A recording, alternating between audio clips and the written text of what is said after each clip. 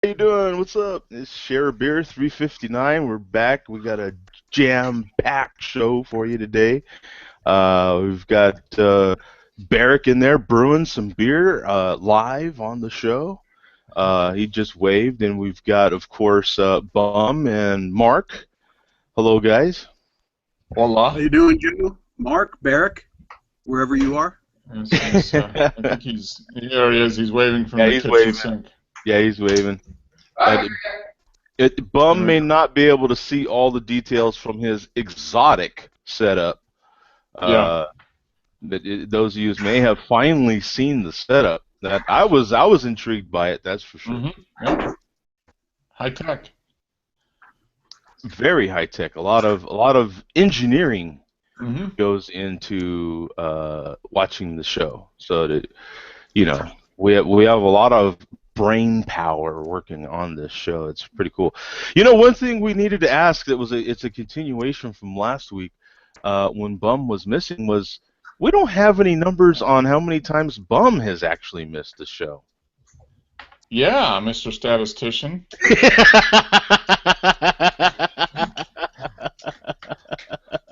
I'm not sure how many times I've missed since I started watching. Because when I started watching, I wasn't aware that I was going to watch every week. It just kind of, just kind of happened. Yeah. Yeah. I will say last week was the first one I missed since the previous August. I'm keeping track now. Okay, so he's keeping track now. So we do have a lot of stuff going on today for today's show. So we've got who will be or who is the most interesting man in the world. We've also got how long would you wait in line for your favorite craft beer? 3 weeks. Yeah, 3 weeks exactly. Yeah, that's all. Yeah, that's how long it takes to brew it. Exactly. Yeah, Barrick is a huge. Barrick brews a lot, actually. Yep. Yes, I do. He brews a lot. That's for sure. And we'll talk about the latest big news beer acquisition. And millennials. Are millennials drinking craft beer like the rest of us? We'll find out. Depends if they're wearing skinny jeans or not. Yeah, see, now, if you could have skinny jeans and still drink craft beer, I think they're down, right? Yeah. I think they're down for that. But we'll lead off, of course, with what we're drinking. So, what are you drinking, Mark? Well, since Thursday is St. Patty's Day, that's right.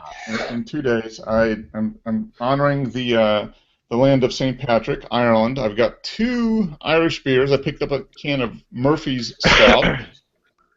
And Nice. then I picked up a pack of Guinness Foreign Extra Stout as well. So that'll be the second beer. So this is Wichita's. Oh yeah. Yeah. Oh yeah. I haven't had Murphy's in a long time. I was just gonna say Murphy's is the one we do not talk about that often. Yeah, and that's why I got it. It was right. They had a whole door at the beer store of Irish, St. Patrick's Day stuff. But Nitro, look at that. The Nitro Waterfall. It's a great thing. In the Samuel Smith glass. Yeah, Samuel Smith's glass. Oh, look at that. Look at that beer that Barrick has there too, man. Mm-hmm. It's chocolate vanilla. Ooh, that's good. It's really good. Looks like the color of what Mark's drinking. Mm-hmm.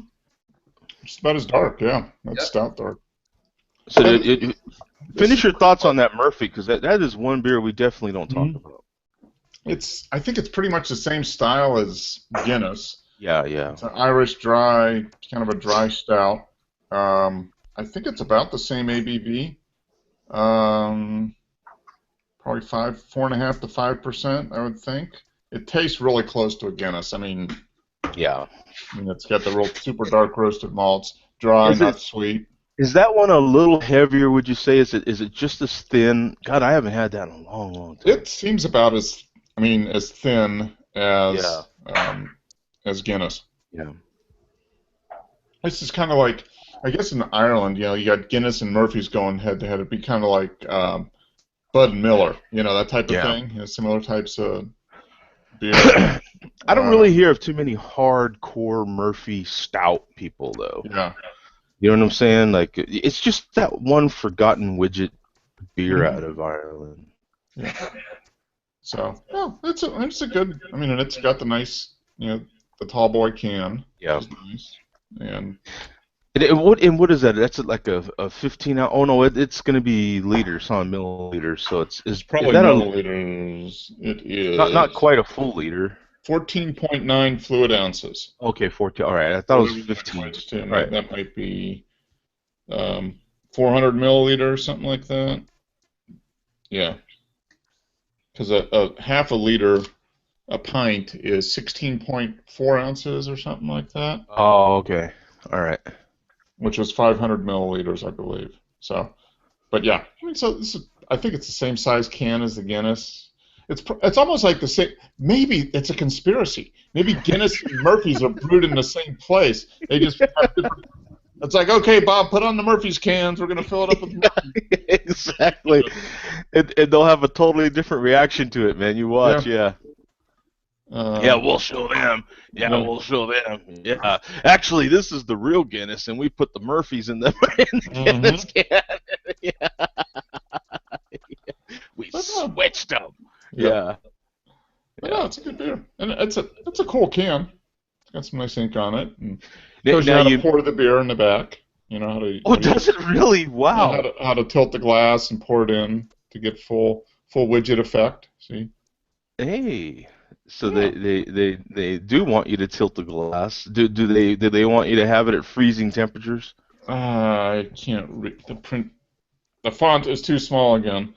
We're going glasses. We're going glasses. Yeah, we're going glasses on. Please do not tamper. Refund where applicable. Not in Georgia. Once you buy booze in Georgia, you can't get a refund at all.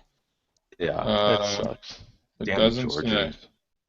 Oh yeah, and notice they do say 45 degrees. You got to pour it at a 45-degree angle. So if it's I think I might have poured it at like 41.5. You know what? And all that stuff is taken very seriously over there because, and I just got an email yesterday from another person in Ireland that is like, you can have a Guinness in different places and it tastes different because they pour it different, and man, it really. I am looking forward to going there so much, I swear, because I want to see what all these differences are. I'm going to have to do an investigative study, make sure. There we go. The truth is revealed. It says, brewed and canned by Heineken, UK, Limited. 34 Broadway Park, Edinburgh, United Kingdom, under supervision of Murphy's Brewery, Cork, Ireland. Product of the UK, so it's not even from Ireland. Yeah. Under supervision of the Irish, but it's brewed in the UK. So it's like a Heineken stout in a can. I mean, that's basically it's a Heineken stout in a can, just a little less skunky. Mm-hmm. And it's it tastes very. I mean, Guinness and this. I mean, you could have them side by side, and you probably couldn't tell much of a difference at all. But look, it's like the chick with the fake tits, right? You're like, I mean, they feel real. They're, they still do their thing, and I mean, it's the same. You got thing. one in one hand, one in the other, and you're like, okay. I mean, what are you gonna do? Kick it out? Yeah. No. So finally, what are you having, Bob? Okay, we're done talking about that. After 9 minutes on Mark's beer there. I will just add to that. I just recently had a Murphy's stout on draft, and I don't think I had ever had one before on draft, and I really could not tell the difference between that and Guinness. Yeah. They taste identical to me. Yeah, they do. Yeah. As far as what I am having, in keeping with Mark's holiday theme, since Christmas was 3 months ago, I'm having a Penn Brewery, Pennsylvania Brewing, St. Nicholas Bock Brewer's Reserve. Huh. Ooh, that sounds good. Yeah, they put this out every year. and it's really good. It's oh yeah, I mean, you think of Bach and it's like but it's very very very good. I'm I'm tasting it is like about 4 or 5 months old, and I am tasting the age a little bit. Still tastes good. Still tastes good. Yeah, I'm showing 6%. Of course, the style is a Bach. You know, it's funny, on the label, there's no ABV, no IBUs, no bottle date or expiration date, so I will not be sending one of these to Greg to review. Yeah. No. Greg, you won't like this. No, that'll flunk the old Greg's beer review there, man. That will not do good. Not at all. Yeah, that won't be. That will not be a good. They're not even getting off to a good start. You know what I'm saying? Right. So you don't want to chance that, because we don't want to upset the. Yeah, well, I'm showing on their website 6.5%. IBUs at 25. Hops are pearl. Malts are 2-row, Munich chocolate, dextrin, and caramel black. What do they? What style do they? Well, it's a Bach. Is it? Do they spice it? Do they put any spices or anything in it, like winter Bach? They don't say anything about spices. Okay. Let's see. Very rich, strong, malty. They talk mostly about the chocolate notes and roasted malt. Yeah. Okay. Do they have a separate listing for the Brewer's Reserve St. Nicholas Bach as opposed to the regular version? Let me share it with you here. I believe the Brewer's Reserve is slightly higher ABV. Yeah, they do actually have a different one for the Brewers. You got a 9% ABV, 22-ounce bomber. Okay, so that's what you're drinking then, Bum. Huh, Yeah. Well, I'll tell you what, for 9%, this is very well masked. And the style is a winter Doppelbock, so there you go. Okay. From November to December. It's an Imperial Bach beer, pretty much, yeah. Okay. And it looks like a Great American Beer Festival 2011 silver medal. So, award-winning. There you go. So, yeah, very cool, man. Very cool. And in keeping with the theme of the St. Patrick's theme there, I've got a Dasani, and it's got a green. Okay, there you go. Yeah. Boom! Boom! Now, did you have that with a corned beef sandwich for dinner? I had turkey, and it's got a green cap. Oh man, you're like everybody's Irish on St. Patrick's Day. Boom! Even Dasani. I don't know. Have we ever done a St. Patrick's Day show? I don't know if we have or not. There's got to be. From all the years we've done, the St. Patrick's Day has to have fallen on a Tuesday. Yeah. Yeah. Well, this year's a Thursday and it's a leap year. So Friday. So in 2020, we're good, man. We're doing it. Boom! Let's plan that one out. That's going to be a special show. That's going to be a special show. Yeah. Maybe by then we can do the show from Ireland or something. Yeah. It's kind of funny because when I was in Mexico, you think about these things, and when I was in Mexico, you're like, they were like, yeah, we don't do Cinco de Mayo. And I'm like, well, why not? It's a great holiday. We celebrate it for you. You know what I'm saying? That's a totally American thing, yeah. Yeah, so I would imagine is St. Patrick's Day one of the days that they actually celebrate over there? Is that, do we know? I don't, to be honest, I don't know. I wouldn't be surprised if they didn't. Let's put it that way. I mean, I would think as far as the Irish are concerned, any day to celebrate, it's just like, they're like, yeah, it's Tuesday again. Yeah, cheers. You know what I'm saying? Like, I would think they're just kind of happy to celebrate something. So let's dig in here to the latest news. We have Oscar Blues Brewery announces acquisition of Cigar City Brewing. Ooh, That's So interesting. so Cigar City finally succumbed to the pressure, and we have the article here. Wow. Now That's it says cool. that uh, Fireman Capital Partners owns a majority stake in Oscar Blues Brewing, according to various media reports. So this is effectively an FCP acquisition. Mm-hmm. Is that something you're familiar with, Mark? Uh, FCP acquisition.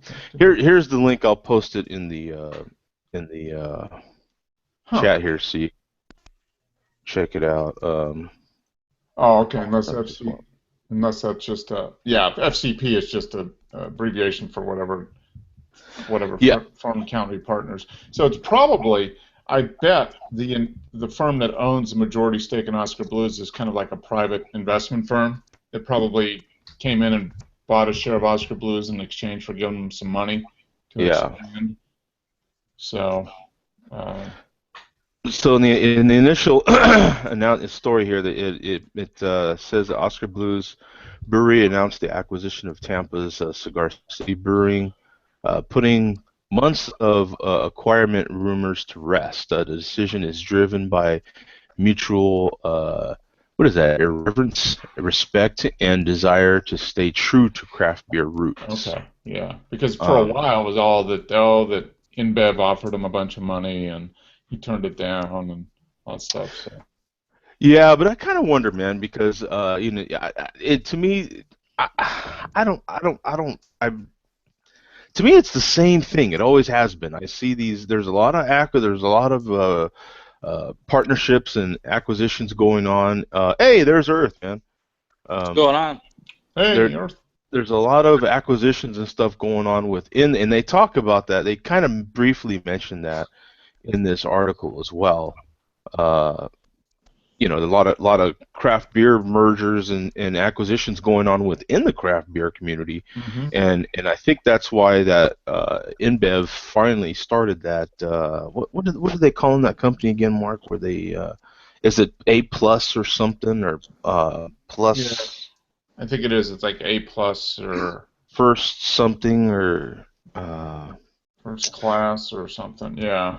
yeah, I can't quite remember it, but it's essentially kind of trying to do the same thing, like not really change these breweries from what they are and their loyal customers and so forth, but just to give them the distribution that InBev has, is what it seems like, and this kind of seems like the same thing. Mm-hmm. Um, but we'll see what happens with this. I mean, right now, yeah, they're starting out with all the greatest of intentions, you know. Mm-hmm. But did you hear about this, Earth? This Oscar Blues acquiring Cigar City? I did see that. I didn't get to read it though.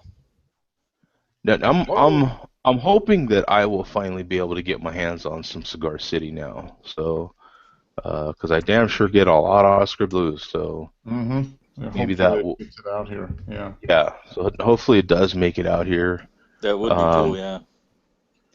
So it says really quick, since 2009, Cigar City has achieved a near constant growth pattern, reaching nearly 60,000 barrels in 2015, placing the Tampa Bay area and the state of Florida on the craft beer map.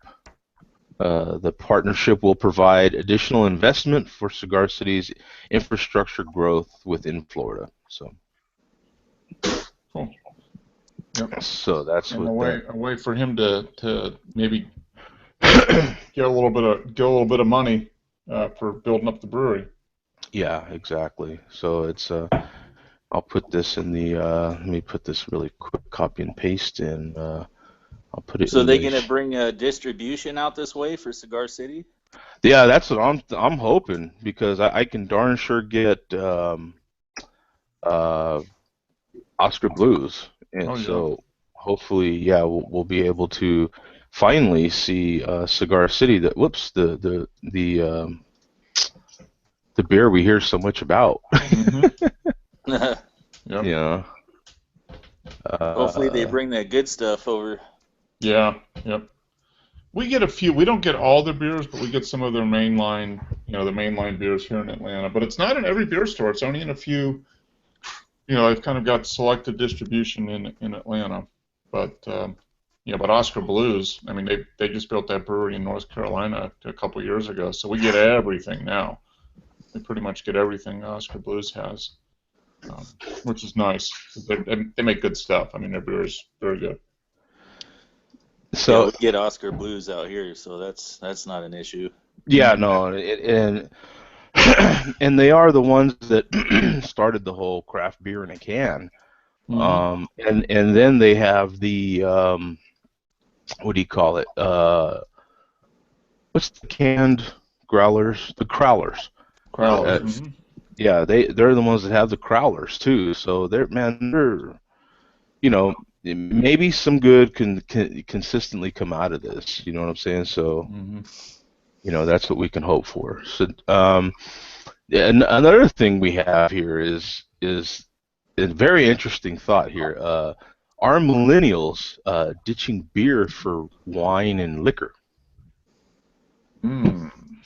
I posted the article there to the show notes from the show. Younger Americans love liquor and wine way more than previous generations. In fact, the 19 to 29-year-old demographic has been shifting away from beer towards spirits and wine over the last 2 decades, according to a chart shared by Barclays' William Marshall and Samuel High. The research shows that back in 1992 to 93, 70% of 18 to 29-year-olds listed beer as their preferred drink. By 2012 to 13, that number had plunged to 40%. Huh. Well, I don't know. That's interesting. I heard a story here on one of the radio stations talking about Scotch. They're running out of Scotch because the demand for Scotch has gone up so much, and it takes so long to make Scotch, and so the Scotch that's coming out now is the stuff that was put in the barrels back in 2004 or 5 or something like that. So the demand is way ahead of supply at this point. Yeah. So. Yeah, there's you can see some graphs here. Preferred drink amongst 19 to 29-year-olds, and you can see the dark bar is 92 to 93, and then the lighter blue is 2012 to 13. Huh. Well, I have to think about that because in 1993 I was 29. So let me see. Well, I was definitely drinking more beer. Yeah. So I was the blue bar. I was the blue bar. Yeah. So. And I'm still the blue bar. I'm getting passed up by the light blue bar. Yeah, that's the question here. So, Bum, are you a blue bar or where do you fall on this? I don't know. I just have to wonder. The people in that age range, I think they're just more likely nowadays just to jump ship and jump on whatever the next fad is. And if the next fad is Scotch, though I remember, I know some of you guys smoke cigars, but I remember when it was a huge, huge fad about 15 years ago, and there's still always the hardcore people that still do it, but a lot of people, it came and went real quick with them, so they just might be jumping the craft beer ship for something else, just because that's what they do. Yeah. Well, I think a lot of them have short attention spans now too. Oh, really? Yeah, you think? Yeah, I mean, it's kind of funny how and the attention spans just get shorter and shorter. It started with something called Twitter, right? And you had 140 characters, which a lot of people kind of frowned on, right? It was kind of like, what the hell am I can't say anything in 140 characters, and it just became like a thing, right? Like now you keep, your text and everything that you do, within that. You know, like if you have to read something too long anymore, you're like, are you kidding? I'm gonna have to wait till later to read all that, dude. Are you serious? Yeah. Hey, here we go. We got Zach in the room. Hey, Zach. Let me ask you real quick, man. I'm sure you're on the pulse of these things. So, what do you think about the acquisition of Cigar City by Oscar Blues? It keeps the bitch-ass Budweiser out of all of our fucking pockets. Now, who thought that was going to be any different? Please raise your hands. Who thought that was going to be any different, man? Well, we know one thing for sure. Peyton Manning isn't going to be drinking Cigar City now. Yeah, that pussy couldn't drink. That pussy couldn't drink a real beer as much as he can't throw a football the last year of his life. Yeah. No, Zach, tell us how you really feel. Exactly. Yeah. So, what do you? What have you heard? Anything a little more detailed on the acquisition, or is it pretty much the same thing? I think it's whatever. Whatever it is. What is it? Firehouse Holding or Fireman's Holding or something? Yeah. They took acquisition of Oscar Blues this time last year. I like holding. Dogfish Head is owned by a holding company as well. Mm-hmm. What those do is allow these breweries that are really big to expand more. Where they're kind of like working with their own separate bank, which I think will be good. I like to see what's going to happen. Okay. All right, so kind of like you hear about some of these other tech startups using these, what is it, angel investors or something like they call it. They're basically the wallet for some of these, app startups and so forth, and so it's kind of the same thing. Is that what you're saying? Kind of like Yeah, I think that it's good for them because they've gotten so big that expansion to any of these guys is just, you're talking millions and millions of dollars. A lot of times that they don't have that working capital, and I think this is what can save us from seeing very sad things like Breckenridge. I think if Breckenridge had partnered with a better company out of the gate, that we wouldn't be seeing Breckenridge, and I think Breckenridge, the owners will regret this the rest of their lives. Huh. But I'm standing by my statement that I made a few weeks ago. I really think with the thing that's going on, I can see Budweiser out of business in 10 to 15 years. Interesting. Now, how let's say something like that were to happen. What do you think would happen? How would that affect beer in general? I think you see 4 companies take over, and then as far as the macro thing goes, you see 4 or 5 big companies that all share.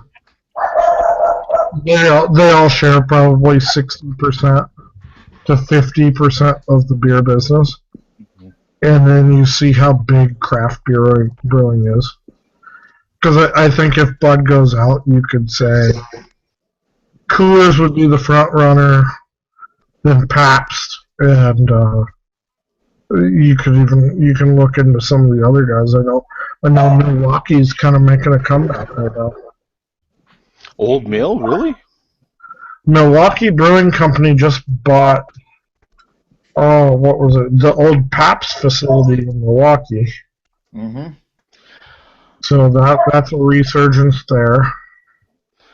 What do you think about that? That very old brewery in Pennsylvania. There, do you think they would, I think they could take a big front runner, but the thing that the American people are going to get tired of, we don't matter anymore, and That's where Budweiser's going. Is they're focusing on South Africa and Brazil and Asia, and they're just buying American companies to.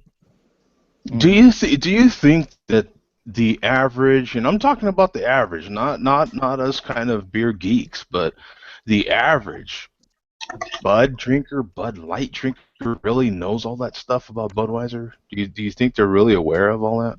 I think when it's no longer the king of beers and no longer the American ale, yeah. When you start, and Budweiser people especially, they're very American made. Yeah. Yeah. And when they don't get that anymore, Yeah. look who's sitting there. Coors is going, hey, Yeah. we are, and we taste exactly the same. So Yeah, that's I think that's interesting. It's definitely something to keep our eye on, that's for sure, and keep our ear to the ground and see what happens. What do you think about our other story here about millennials ditching beer for liquor and wine? Do you see any sort of trend like that happening? no, I think alcoholism is just becoming a little bit more diverse. Instead of just being an alcoholic that drinks beer, it's okay to be an alcoholic that drinks beer, wine, and liquor. Okay. So you see it happening, but it's like perfectly fine. Like it's just We have so many craft distilleries up here, Mm-hmm. and they don't take away any of my business. Those are people go there because they want a cocktail. People come to me because they want a beer, you know. yeah. Okay, great, cool. I got another I got another interesting one here. I'll post this in the chat real quick before I talk about it. That way everyone has a chance to look at it for themselves. But it's and I definitely want to get Zach's opinion on this one. It's a new study confirms that IPA craft beer drinkers are psychopaths. IPA, huh? But that's my favorite style of beer. What does that mean? Exactly. It confirms you're a psychopath, man. So let me share the screen on this one, and this is a short article. It's probably That's just complete funny. BS, but I thought it was still, something fun to talk about. So scientists surveyed over 1,000 people and asked them to range their favorite types of food and alcoholic beverages, and then had them take a personality test. What the scientists uncovered was that the more a person craved bitter flavors, the darker their personality traits were. So that's kind of a stretch. You know what I'm saying? You're like, really? Scientists believe there is a correlation between, because we have naturally evolved to see bitter flavors as a warning sign that a food is potentially toxic or harmful. So guess what? If you like IPAs, then you're pretty much insane. And this probably comes from someone that likes browns, right? Yeah. Never mind the fact that my love of Coors Light shows that I am a fat, lazy asshole.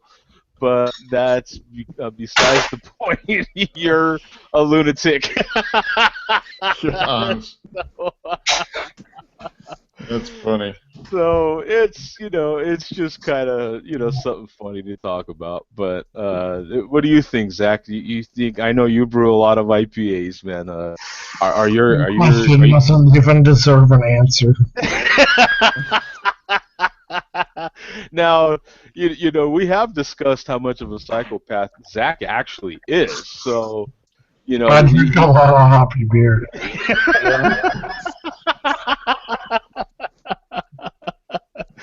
So yeah, that might. It's just. What do you think, Earth? Do you notice that in IPA drinkers, man? Are they kind of psychopaths, man? I mean, I don't know. I might turn that way if I don't get some after some. I like IPA. Good answer. There we go. I'll go a while and start craving it and start getting a little finicky, so I don't know. Yeah. Yeah. What do you think, Plum? Are IPAs, man, make you psychopath, or are you a psychopath because of it? Oh, You I asking think me now? yeah. You know what? I don't even know what to say. First of all, I can't see the article, but did that come from Yahoo? That looks like an article that would appear on Yahoo. It's actually, it looks like it's from a morning show or something. It's from a radio station. It's posted on a radio station, Kiss 108 FM. Some wacky morning zoo on the radio. Yeah. But as far as drinking IPAs, that's ridiculous as far as their theory. But I will say, though, IPA drinkers do seem to be a little bit more obsessive about drinking IPAs. I don't know. I would say sour drinkers are some pompous assholes, too. Yeah. It seems like IPA drinkers don't want to drink anything else but IPAs. Yeah, no, you're right about that. Yeah, you're definitely right about that. What I have found are like Saison guys are kind of pinky out, aren't they? Aren't they kind of pinky out guys? Guys that like let's see, who else do we got? Oh, what's the other style too, man? Like the triples and that's the Belgians. People that like Belgians are definitely pinky out, man, for sure. The lambics. Yeah, definitely. Them cats are psychopaths for real, really. I mean, You know what? I'm saying? Just any beer style that has a French pronunciation, such as Saison and Lambic, that's automatic pinky out. Yeah, that's automatic. Yeah, automatic psychopath, right? I mean, what else could they be?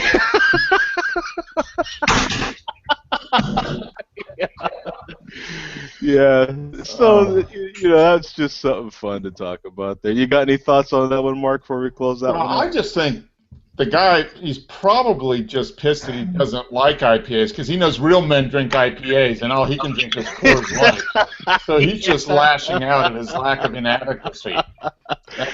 He's just not manning up enough. So he's kind of pissed about that. So he's figured he'd just write an article trashing IPA drinkers.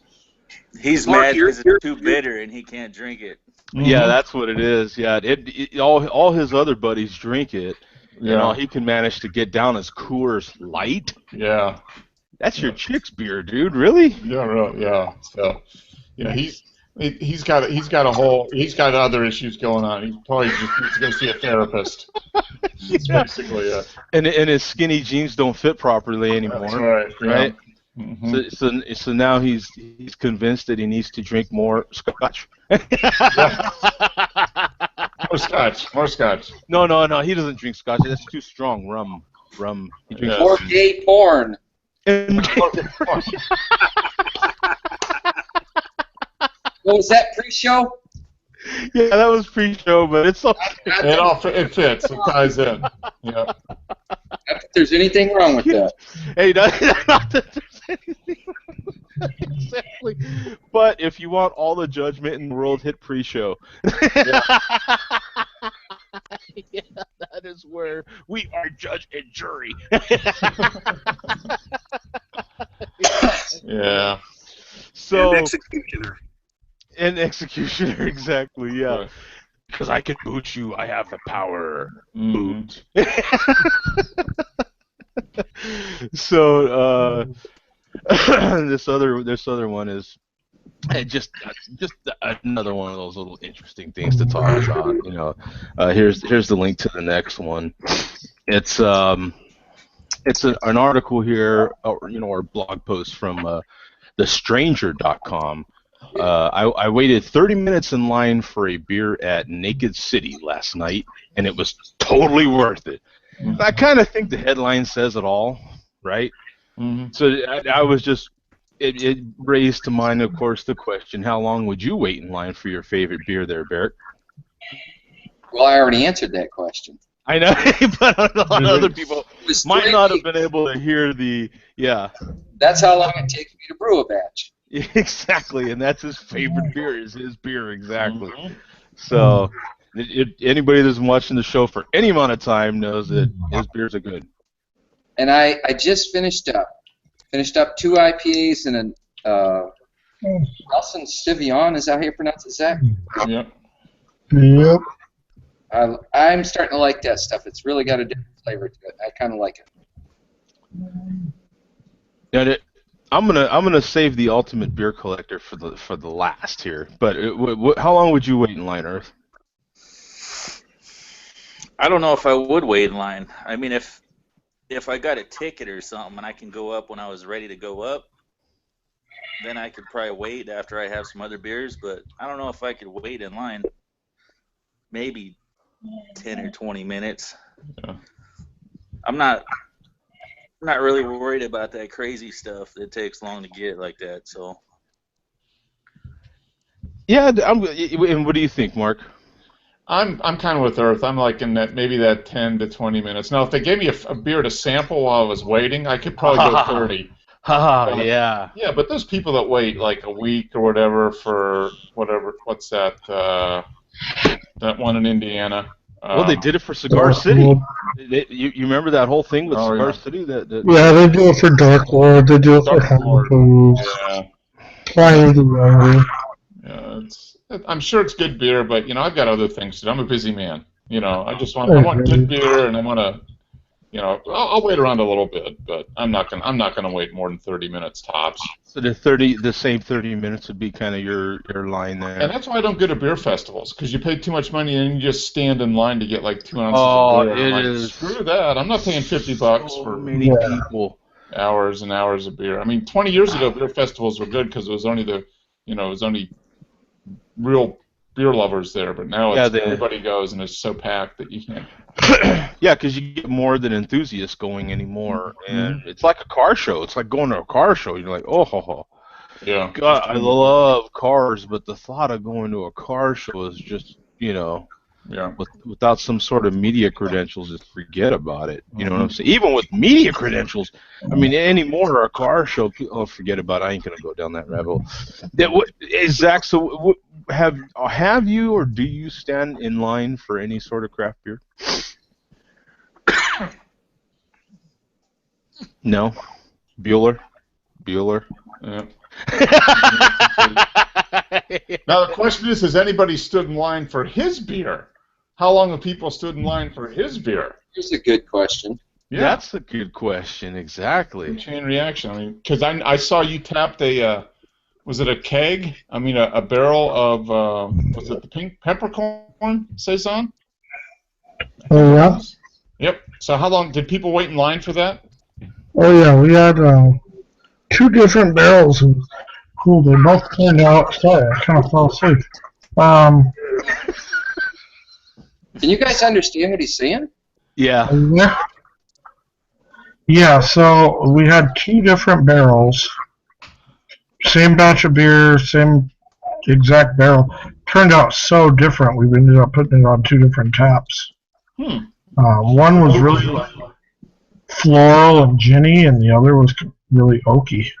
Yeah, but people will stand in line for that shit all day. Okay.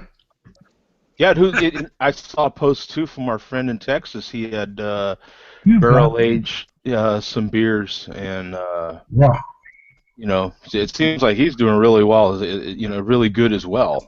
Yeah, they're booming down in Texas. Yeah. And he's in a good location there. He's like right outside of Houston. I mean, he's got a lot of Oscar Blues is up in another brewery down there. Now, I'm very interested in Bum, because I know Bum has quite the collection, and I want to know how long Bum has stood in line or would stand in line for his favorite beer. Well, my answer might surprise you, Joe, but I'm gonna go with Mark and Earth on this. I The longest I'll stand in line for a beer will be however long the line at the six-pack store, the grocery store line is. I haven't allowed myself to fall into that whole high demand, low volume, gotta have it, everybody else wants it, so I have to have it too. I haven't allowed myself to fall into that whole stuff. There's plenty of other beers to try if I can't get the one that everybody wants. Mm-hmm. Yeah. I'm definitely in that. I don't necessarily stand in line for anything. You know, I'm not. Yeah, I don't stand in line for anything. I hear about the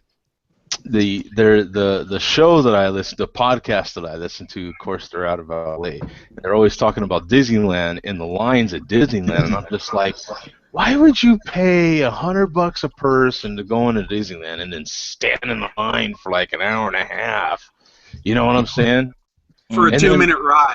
Yeah, for a 2-minute ride, and then watch all these people, that paid an extra whatever it is to go in the fast pass line, just passing you up. You know what I'm saying? You're like, I'd be tripping them or something. You know what I'm saying? Yeah, I've gotten, the older I've gotten, the less willing I've been to stand in lines.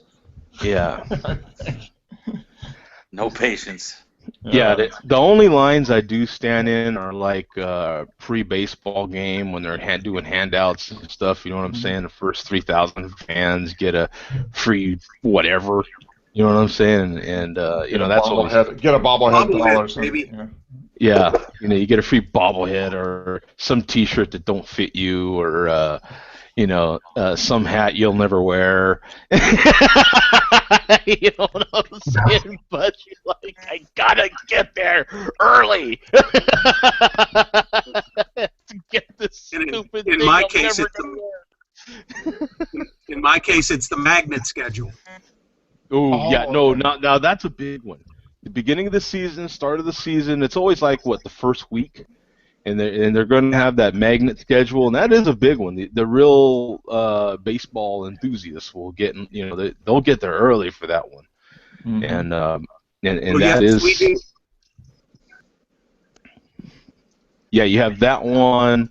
I used to like when there was certain ball caps that I would go early for, and wait. Otherwise, because at the football games I go to, pretty much everybody gets something. You know what I'm saying? So there's no necessary need to go too darn early. Because pretty much, if it's towel day, they want everybody to have towels. They want that place to be. And it sucks too, because with fresh towels, and it's just lint flying everywhere. Yeah. You know what I'm saying? It's just, if you're stupid enough to have a beer not covered, I mean, you're going to be having extra fiber with your beer. Yeah, you're going to think that your beer's still foamy, and it's all lint. That's just... Yeah. So we'll finish up with the... this one here is from USA Today, and this is something that was kind of big news, period. It wasn't just in the beer world. This was big news, period. I first heard it on my, what is that, ABC? I do listen to the ABC World News. I kind of speed through it, though, because it's mostly just about Donald Trump and some politics or something. But this is Dos Equis retiring the most interesting man in the world. Yeah. Everybody hear about that? Fired him. They said, we're not using you anymore, buddy. Yeah. He's not interested anymore, I guess. Yeah, he's not. They say they're not. Oof. This is a video. They say they're not getting rid of the campaign. They're just retiring him and bringing some. So have you heard about the final commercial? No. Yeah, it's let's see if they talk about it. Of course, Dos Equis is owned by Heineken. And they do talk about their little numbers here in the past year alone. Sales of Dos Equis Lager Special have grown 10.2% to 325.3 million in the 52 weeks ended January 24th. That's a lot of money. That's a lot of beer. That's a lot of beer, $300 man. million in beer in one brand. Yeah. I think this might be the last commercial here, because it's 1 minute. It's supposed to be some big send-off or something. I don't think you guys can hear it, though, huh? No. Is he like right off into the sunset with some hot chicks following behind him? Because he's always got hot chicks in the commercials. Yeah, it's always hot chicks in the commercials and stuff. But when I heard it, they had some quotes from him and stuff. I guess there was a little bit of some, going back and forth. But I guess they kind of think that he's just getting too old. Okay. But you never really think of it. I mean, the actor himself is 77, as you can see here in the article. Huh. You just never. I don't think of him as a 77-year-old man. He was just the most interesting man in the world. Yeah. I figured he was in his 60s. To me, he kind of looked like he was maybe mid to late 60s, something like that. So that's actually the retiring of him right there. So if you saw it, you saw it without the sound probably, but yeah. So we'll see who will be the next most interesting man in the world. Yeah, I think I've got a buddy that looks a lot like him, so I might have to just say, hey, you should just send. Well, they probably wouldn't. I don't know. No, you guys are going to hear it here first. They've already contacted me, and I've accepted the job. So. All right. All right. Yeah, you are pretty damn interesting, really. Yeah. I was gonna say they don't have to be Spanish to be on that, so. No, Yeah, because can you do the accent, Barrick?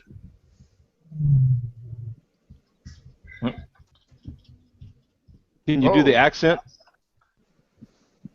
Who, me? Yeah. No, they wanted me to be me. They said they wanted him to be gone. It says, we want you. So I said, yeah, man, I'll take it. Okay. Yeah, absolutely. No, there's going to be a little bit. I don't always drink my crap beer. But when I do, I get sick. Yeah. I was going to say there's going to be a little bit of a conflict there, right? Because you brew what you think is the most interesting brew in the world. So, I like that. I don't always drink my craft beer, but when I do, I get sick. That's great. You gonna put your Citra Bomb in the can, Barrick? If I could, I would, man. I already got, I got labels for it. Actually, I'm not even making Citra Bomb in the last two batches. They've been Centennial and Cascades and the Nelson Sauvignon and other ones, but Citra's still my favorite. I think Nelson Bomb sounds pretty good. We can do a Nelson Bomb. It is. Yeah. It's damn good. Mm-hmm. I just made one. I had one before I came on the show. Okay. Really good. Hey, Berg, so since you weren't here for this show, now Earth wasn't either, now that we mention it, so you're enjoying your favorite craft beer, you're chilling, it's nice, you're in the backyard, kicking back, you kind of giving it a peek around, no one really around, and do you just go in the backyard, man? I mean, Take a piss? Yeah. Well, of course. I'm gonna check the house. It's dark. That's what I said last week. Oh yeah.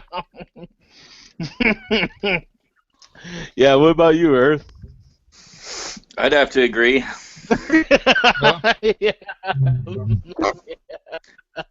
I go to my buddy's house and he does it all the time when they're in the backyard.